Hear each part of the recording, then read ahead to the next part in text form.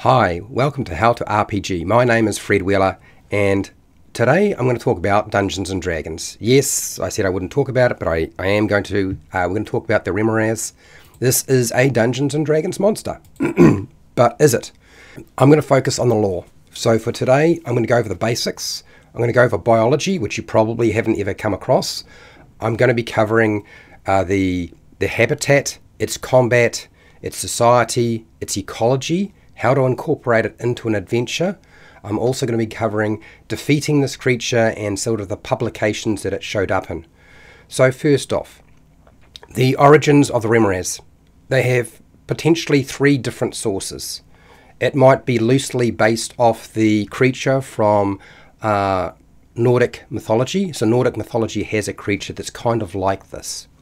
There's also the possibility that it is a goofy plastic toy found by Gary Gygax in a cheap import or Chinese emporium that was supposed to be a dinosaur but really doesn't look like a dinosaur. That's entirely possible as well.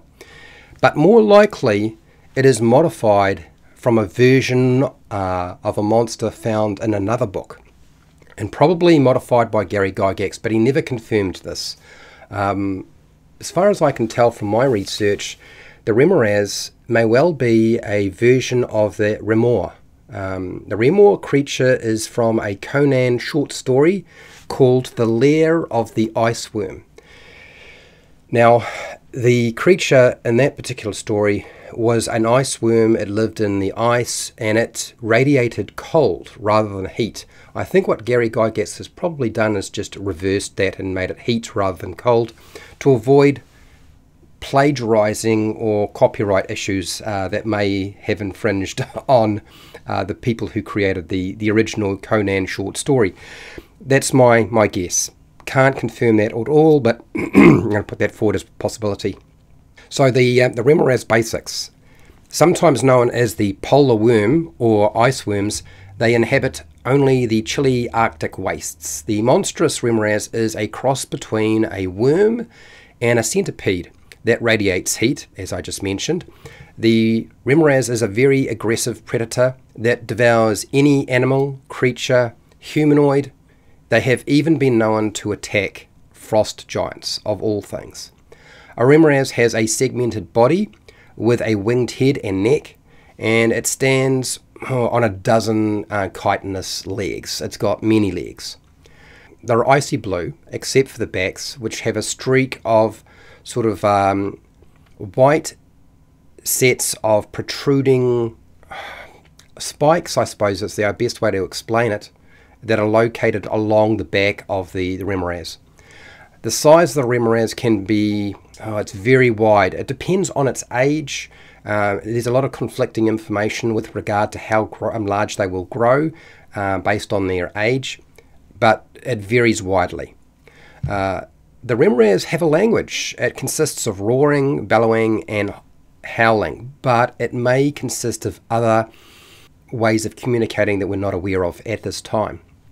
The biology of the Remorhaz is almost non-existent, so I had to do a lot of research to actually find what I needed for this. The Remorhaz is a carnivorous myriapod. Now, a myriapod is a pretty nasty creature, and they are ravenous, and they are fairly aggressive too, and quite dangerous. And because the Remorhaz is very much like a centipede, it kind of makes sense. A Remorhaz has a venomous bite that injects venom through a sort of like a pincer-like appendage known as a forcipulse. I think it's forcipulse. It's hard to pronounce. The venomous bite of the Remorhaz can induce an anaphylactic shock response, so it doesn't matter if you're going to be allergic to the response to this thing. It's quite nasty. Like any insect-like creature, a Remorhaz breathes through a tracheal system, which is basically a pipe or tube system that runs through its body that collects oxygen and then passes that oxygen throughout the body. It's a pretty efficient way of breathing, frankly, and makes it possible to exist underground for large periods of time. The Remorhaz shreds its old exoskeleton as it grows larger and it eats the old body armor, would you believe it, before its epidermis secretes a chitin substance that then hardens the new exoskeleton that is underneath the old one. A Remorhaz uses its front antennae to detect obstacles and food. It can also use that to sense things around it outside of just obstacles and food. But I'll go into that maybe in a bit more detail in a second. The average lifespan of the Remorhaz ranges from 10 years to 15 years, but it's possible for them to live longer. But they are living in a very harsh environment, so the potential to do that really, there's a lot of luck involved. The compound insect eyes of the Remorhaz can detect white and dark regions, giving them functional dark vision.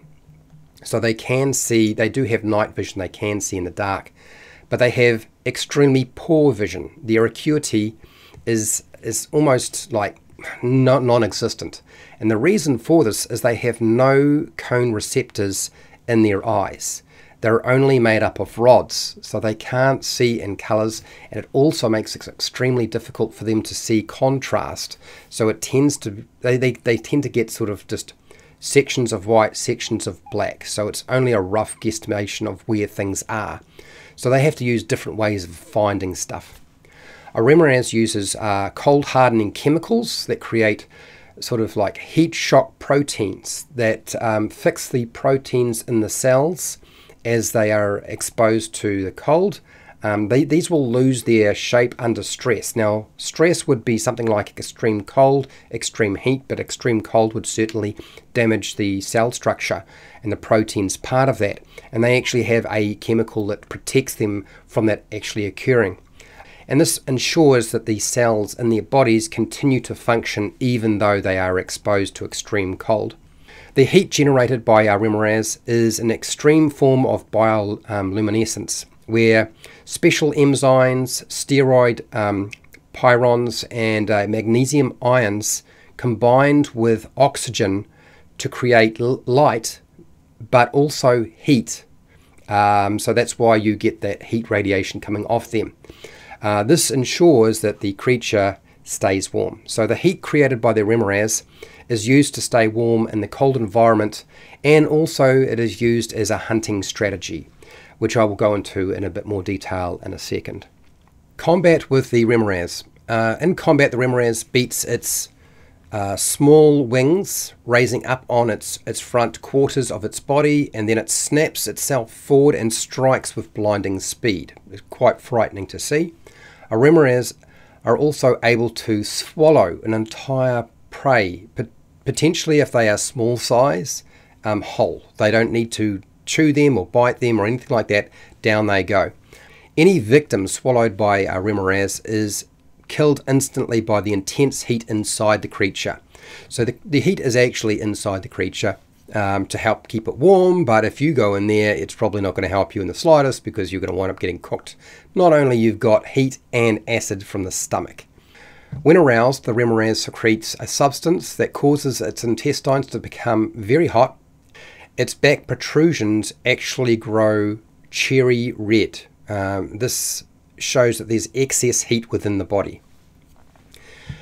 Any sort of non-magical weapon melts with contact with the Remorhaz's back, and any creature that touches these surfaces will suffer catastrophic burns and injuries.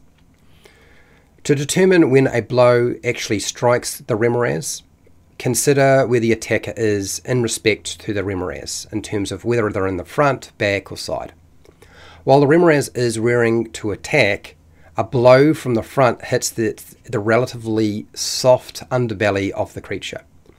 When the Remorhaz is attacking a creature, any blow inflicted by a hit is probably going to fall on the head, unless the underside is specifically stated as the object of the attack. Now, you're probably thinking, does this mean called attacks?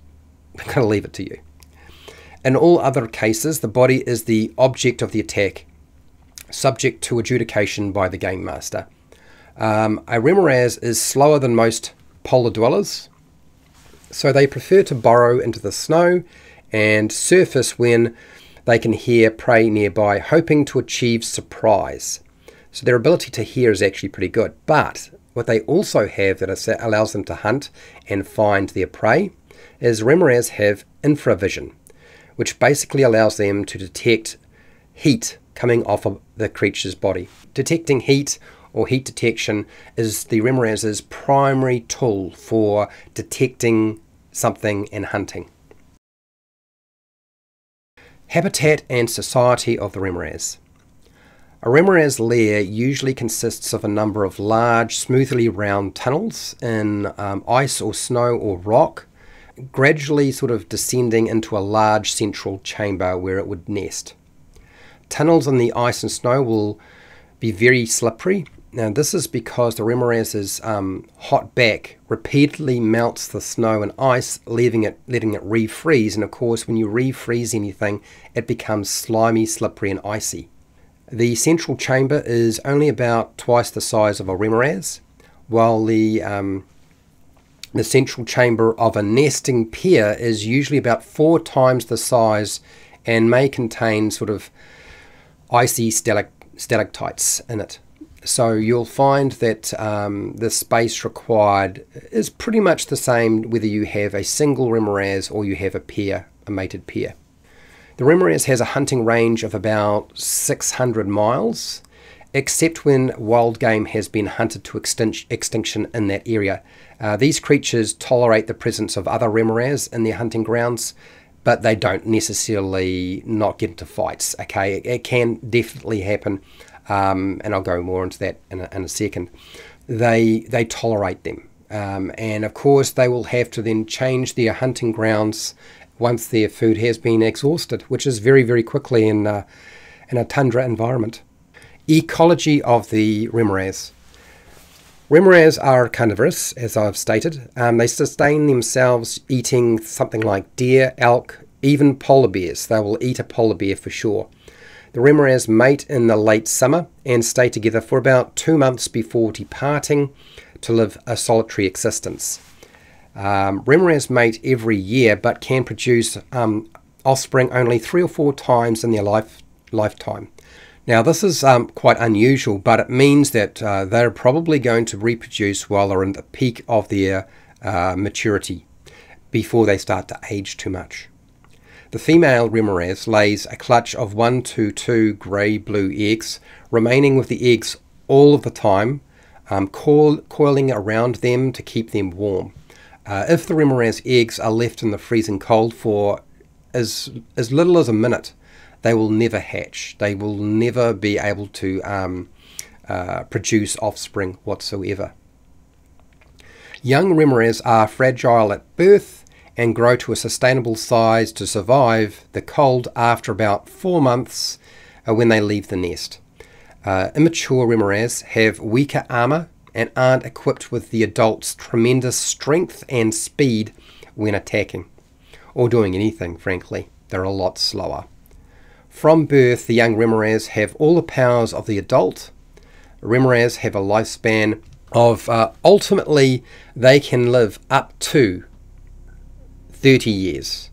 But generally, they will live from about 10 to 15.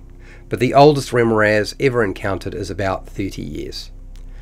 The Remorhaz eggs are valued at about 500 gold pieces, and they're regularly sought because these creatures can be trained to be excellent guards, much to my surprise. However, a Remorhaz can be trained to obey only 1 or 2 masters at a time, and will attack its master if hungry enough, which is probably going to happen at some point. So make sure you keep them well fed. The heat secretion of the Remorhaz, the thymine, there's a product that comes off them. It's valued as a component for heat-related magical items. It can be sold to alchemists for between 5 and 10 gold pieces per flask. So it comes in a liquid form. It's a secretion that comes off from the heat. How to incorporate a Remorhaz in your adventure. An ancient Remorhaz is protecting a clutch of eggs from, say, would-be thieves. I'm going to suggest that as an easy way to incorporate them into your adventure if you wanted to. Remorhaz are used as mounts with a sort of a built-in natural seat warmer for those who need a built-in seat warmer. As I said, they can be trained from an early age Doesn't have to necessarily be a frost giant, because a frost giant doesn't need a built-in seat warmer, which essentially you have on a Remorhaz, but you could use them as mounts. A giant's feasting hall might probably have like a Remorhaz and use it as like a portable heater to heat the area if they needed to heat the area. Now, I'm not suggesting frost giants, but other types of giants could have a Remorhaz and use it in this way. So what about hippie drug-taking Remorhaz with sunglasses that acts like a sage and gives advice? Now I'm going right back to the blue caterpillar from Alice in Wonderland. That's what I was sort of thinking when I came up with that idea. And actually, if I remember right, a lot of these ideas I'm presenting are from the Game Master roundtable discussions. Remorhaz eggs are served up as an omelette for a famous inn. It would be a delicacy.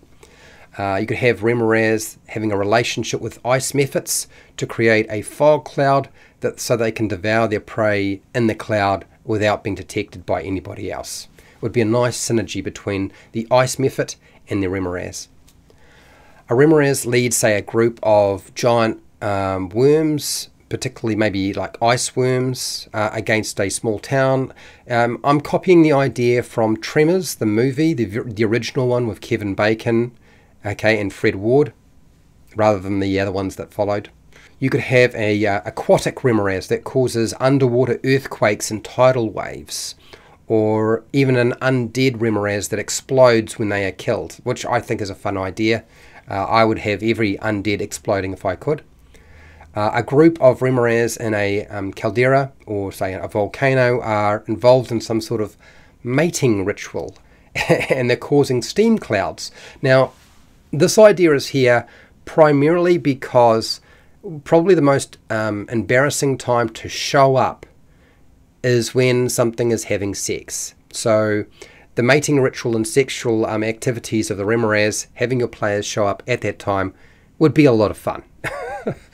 A Remorhaz with an unusually high intelligence or wisdom might wind up living like a different lifestyle to what you would expect. You might see that there's an entire sort of civilization built around this one highly intelligent and highly wise Remorhaz. Maybe they can even bring the Remorhaz together into a society of some kind. So how do you defeat the Remorhaz? Well, the best option is not to fight the Remorhaz at all, but rather flee or retreat to safety if you can. Stay on hard rock surfaces makes it impossible for the Remorhaz to burrow underneath you or the victim. So just like the Tremors movie, getting underneath there, although they can still detect that you're there and they could still come up on top of the rock if they wanted to, because that's not going to stop them, they can come above ground. It certainly means they can't attack you from underneath. The cold and heat, they have no effect whatsoever on a Remorhaz because it's used to those extreme temperatures. It's used to extreme cold, it's used to extreme heat, so you're probably wasting your time trying to fight it in this way. Fighting the Remorhaz at range is always the smartest tactic if it can be achieved. Sometimes it can't be achieved, and so that's not an option to you. Don't touch or hit the Remorhaz with close quarter weapons because its body will radiate intense heat and you will be injured or burnt from it. Historical publications of this monster, it's appeared in most versions of the game of Dungeons and Dragons, but it was found in the Dragon magazine number 2 in 1976, and then you have it showing up again in the Monster Manual for 1st edition in 1977, then the Monstrous Manual for 2nd edition Advanced Dungeons and Dragons in 1993, and then the Monster Manual for 3.5 in 2003, and then following up the Monster Manual number 2, because there were there were 3 Monster Manuals for 4th edition, and that showed up in 2009, and then lastly the 5e Monster Manual in 2014. And that was the publication history of the Remorhaz. And look, I really hope that you found this interesting and useful in some way, and if you did, fantastic. I'm really happy. Please let me know how you have used the Remorhaz in your game, and if you have any advice for people or any questions, put that down in the comments section. And hey, till next time, keep rolling those 20s.